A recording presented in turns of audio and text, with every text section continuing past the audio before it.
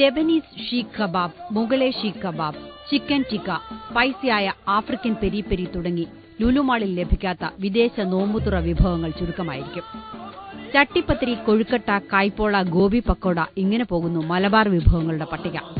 ഒരിക്കൽ പോലും വിദേശത്ത് പോയിട്ടില്ലാത്തവർക്കും വിദേശ നോമ്പുതുറ വിഭവങ്ങൾ പരിചയപ്പെടുത്താൻ ലുലുവിലെ അടുക്കള അർദ്ധരാത്രി വരെ തയ്യാർ. ചുരുങ്ങിയ നാളുകൊണ്ട് ഉപഭോക്താക്കളുടെ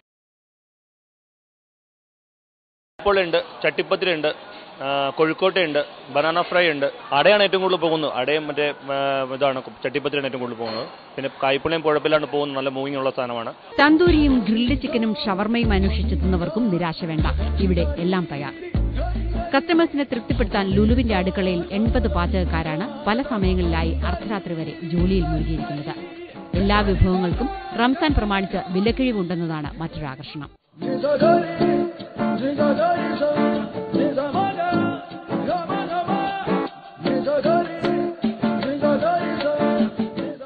തൽക്കാലം എന്നെ ലുലുവിന്റെ അടുക്കള ഒരു അടുക്കളക്കാരിയാക്കിയിരിക്കുകയാണ്.